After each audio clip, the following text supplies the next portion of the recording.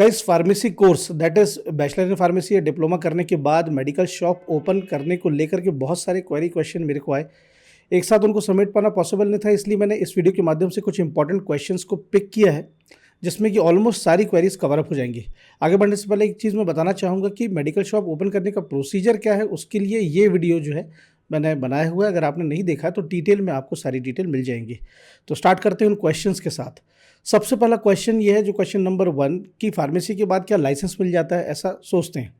ऐसा बिल्कुल नहीं है। फार्मेसी जब आप कोर्स कर लेते हैं तो उसके बाद आपको फार्मासिस्ट रजिस्ट्रेशन के लिए अप्लाई करना होता है, जो कि जिस जगह पर आप अपनी मेडिकल शॉप ओपन करना चाहते हैं वहाँ पर उस स्टेट में जो स्टेट फार्मेसी काउंसिल है वहाँ पर आपको ऑनलाइन अप्लाई करना पड़ता है।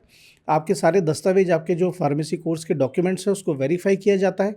फिर ये वेरीफाई किया जाता है कि आपका जो इंस्टीट्यूट है जहाँ से आपने फार्मेसी का कोर्स किया है वो फार्मेसी काउंसिल ऑफ इंडिया के द्वारा मान्यता प्राप्त है या नहीं। ये सारे वेरिफिकेशन कंप्लीट होने के बाद जो पर्टिकुलर एक चार्जिंग फीस है वो आपको जमा करनी पड़ती है और उसके बाद आपको फार्मासिस्ट का एक रजिस्ट्रेशन नंबर मिलता है अलॉन्ग विद द सर्टिफिकेट।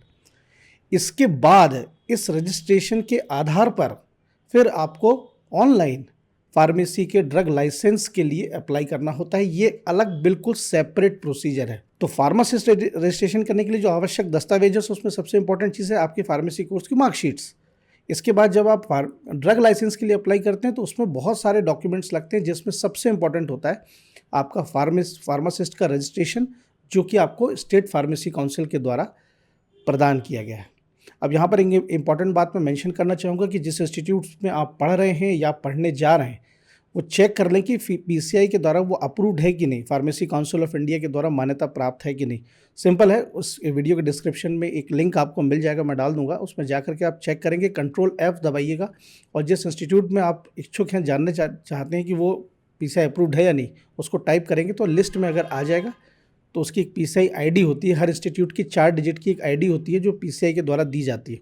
इससे कन्फर्म हो जाता है कि वो इंस्टीट्यूट पीसीआई अप्रूव्ड है। नेक्स्ट क्वेश्चन जो बहुत ज़्यादा पूछा जाता है कि एक लाइसेंस पर कितनी शॉप ओपन कर सकते हैं। अब जैसे किसी का बिजनेस बहुत अच्छा फ्लरिश कर रहा है और उसको बहुत सारी ब्रांचेस खोलनी है, तो क्या एक ही लाइसेंस एक ही फार्मासिस्ट रजिस्ट्रेशन के आधार पर खोल सकते हैं? तो ऐसा बिल्कुल नहीं है।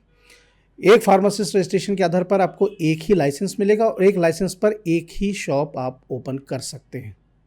अब अगर सपोज आपको अपनी दूसरी ब्रांच उसी शहर में या किसी और शहर में ओपन करना है तो उसके लिए आपको दूसरा लाइसेंस चाहिए होगा और दूसरा फार्मासिस्ट रजिस्ट्रेशन चाहिए होगा। तो इसका ऑप्शन ये है कि फिर आप अपने किसी फैमिली, अपने रिलेटिव्स, अपने चिल्ड्रंस या बच्चों या किसी को भी फार्मेसी का कोर्स करा सकते हैं और उनको रजिस्ट्रेशन सर्टिफिकेट दिलवाने के बाद उनके नाम का लाइसेंस आप ले सकते हैं। बस ये ध्यान रखें कि जो जिनको भी आपको ये कोर्स कराना है वो 12th जो है उनका बायोलॉजी से होना चाहिए। इस पर एक और क्वेश्चन आता है कि अगर 12th बायोलॉजी से नहीं है तो फिर क्या करें, क्या ऑप्शन है? उसके लिए फिर एक दूसरा विकल्प ये है कि आप ओपन स्कूल से, जैसे सपोज अगर किसी कैंडिडेट ने 12th कॉमर्स से किया है, आर्ट्स से किया है और आप उसको बायोलॉजी या मैथ से कराना चाहते हैं फार्मेसी में ताकि एडमिशन मिल सके, तो उसके लिए फिर आप किसी ओपन स्कूल से आप उसको 12th का वो जो है करा दीजिए वो 12th। इसके बाद फार्मेसिस्ट रजिस्ट्रेशन को अप्लाई कराइए और फिर उनका लाइसेंस पे आप अपनी एक ब्रांच को ओपन कर सकते हैं।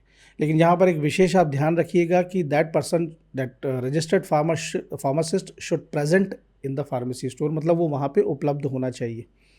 ऐसा बहुत सारे लोग सोचते हैं कि ऐसा नहीं है, ज़रूरत नहीं है, हमने तो लाइसेंस ले लिया, चला लेंगे हम दुकान। पर देखिए, जो सख्त नियम कायदे में के शिकार बनने के पहले सतर्कता, सावधानी ही बेटर है। तो सावधान रहेंगे, जो सारी रूल्स एंड गाइडलाइन फॉलो करेंगे तो ठीक रहेगा। तो जिसको भी आप फार्मासिस्ट दूसरी ब्रांच के लिए करवाएं तो ये सुनिश्चित कर लें कि वो स्टोर देखेगा वो पर्सन। नेक्स्ट क्वेश्चन ये आता है कि क्या फार्मासिस्ट का प्रोप्राइटर होना ज़रूरी है या प्रोप्राइटर ही फार्मासिस्ट होना चाहिए? जिसके नाम का लाइसेंस है क्या वही प्रोप्राइटर होना चाहिए? ऐसा बिल्कुल नहीं है। फार्मासिस्ट कोई और हो सकता है, प्रोप्राइटर कोई और हो सकता है। नेक्स्ट एक बड़ा ही इंटरेस्टिंग क्वेश्चन आया सामने कि फार्मेसी स्टोर्स यानी मेडिकल शॉप जो दवा दुकान है वो शॉपिंग मॉल्स के अंदर क्यों नहीं खुलती हैं, जबकि वहाँ तो बहुत ही अच्छा बिजनेस चलेगा। देखिए, इसके पीछे कोई गाइडलाइन नहीं है, ऐसा कोई भी नियम नहीं है कि आप खोल नहीं सकते। बिल्कुल आप ओपन कर सकते हैं अगर आप जो उसकी रूल्स एंड रेगुलेशंस हैं, जो प्रोटोकॉल्स हैं, जो रिक्वायरमेंट्स एक मेडिसिन शॉप के लिए in the form of dimension of the room और बाकी और भी चीज़ें जितनी भी लगती हैं वो फुलफिल होती हैं तो मेरे ख्याल से बिल्कुल आप ओपन कर सकते हैं। नेक्स्ट क्वेश्चन ये आता है कि शहर में अगर हमें मेडिकल शॉप को ओपन करना है तो बेस्ट प्लेस कौन सी होनी चाहिए? देखिए ऑब्वियस सी बात है कि किसी क्लिनिक या हॉस्पिटल के पास-पास होगी तो बेटर ही होगा, क्योंकि डॉक्टर से मिलने के बाद पेशेंट को सीधे दवा की दुकान ही दिखाई देती है। लेकिन ऐसा बिल्कुल नहीं है कि अगर आप ऐसा अफ़ोर्ड नहीं कर पा रहे, क्योंकि इतने वैसे क्राउडेड एरिया में ऐसे मार्केट प्लेसेस जहाँ पे हॉस्पिटल्स होते हैं, क्लिनिक्स होते हैं, वहाँ पे अफ़ोर्ड करना इतना आसान नहीं होता है। तो इसमें कोई प्रॉब्लम नहीं है, आप किसी रेसिडेंशियल एरिया में बिल्कुल अपनी सक्सेसफुली शॉप को रन कर सकते हैं, ओपन कर सकते हैं। स्टार्टिंग में बस थोड़ी-सी आपको मशक्कत लगेगी कि अपनी ब्रांडिंग करनी पड़ेगी, थोड़ी मार्केटिंग करनी पड़ेगी, लोगों को बताना पड़ेगा। बेस्ट तरीका, इसका सबसे आसान तरीका है कि डॉक्टर से आप मिलिए, उनसे रिक्वेस्ट कीजिए कि आप अपना एक जो पैड होता है जिसमें राइटिंग प्रिस्क्रिप्शन होता है, उसके नीचे आपकी शॉप का डिटेल्स दे दें, तो ऑटोमेटिकली पेशेंट आपकी शॉप तक आ जाएगा। इसके बाद सबसे बेटर एक अच्छा तरीका होता है जो कि जनरली लोग अपनाते नहीं हैं, कि जब पेशेंट मेडिसिन शॉप पर आते हैं तो अगर कॉम्पिटेंट फार्मासिस्ट, यहाँ पे एक बहुत इंपॉर्टेंट बात अभी मैंने स्टार्टिंग के क्वेश्चन में बोली थी कि pharmacist should remain present in the store. अगर कॉम्पिटेंट फार्मासिस्ट है, नॉलेजेबल इनफ है, तो अगर बहुत अच्छे से काउंसिल करता है, पेशेंट को अटेंड करता है और डिटेल समझाता है, तो definitely you will attract the patient और उसके बाद एक रेगुलरिटी बनेगी तो आप मेंटेन कर सकते हैं। तो ऐसा कोई बहुत इंपॉर्टेंट नहीं है कि वहाँ आपको अगर एक ऐसे particular location that is near by two hospital या क्लिनिक आपको नहीं मिल रही, तो आप खोल ही नहीं सकते, ऐसा कुछ भी नहीं। Even I have seen one of the, मतलब बहुत सारे ऐसे मेडिकल शॉप मैंने देखे जो कि बहुत ही आउटस्कर्ट्स में है, मतलब बहुत ही ऐसे इलाकों में जहाँ ज़्यादा पब्लिक नहीं है, बस एक हाईवेज़ है या ऐसे एरियाज़ है, बहुत अच्छे सक्सेसफुली रन कर रही हैं। नेक्स्ट क्वेश्चन ये आता है कि चूंकि ऑनलाइन फार्मेसी का चलन अब काफ़ी बढ़ रहा है, तो ऐसे में रिटेल फार्मेसी का क्या स्कोप है, क्या खतरे में है या क्या होगा?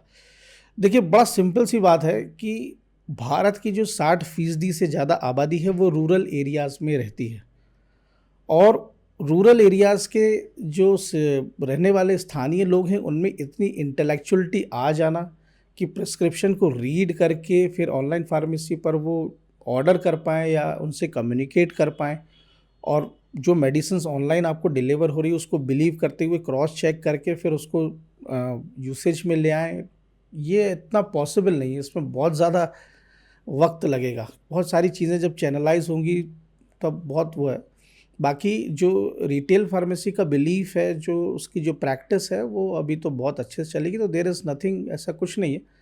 और ये क्वेश्चन बिल्कुल लाजमी है क्योंकि बहुत सारे लोग अब मेडिकल शॉप्स और इस बिज़नेस में उतरने के लिए सोचते हैं, तो उनको एक ऑप्शन मन में आता है कि रिटेल शॉप में जाएँ या ऑनलाइन शॉप में जाएँ। तो देखिए बेसिकली आप अपनी जो स्टेटस है, आपका current status that is financial status है, आपके पास शॉप है, सब सारी चीज़ें प्रॉपरली और आसानी से विदाउट एनी हर्डल फुलफ़िल हो रही हैं, तो आप रिटेल पर जाइए।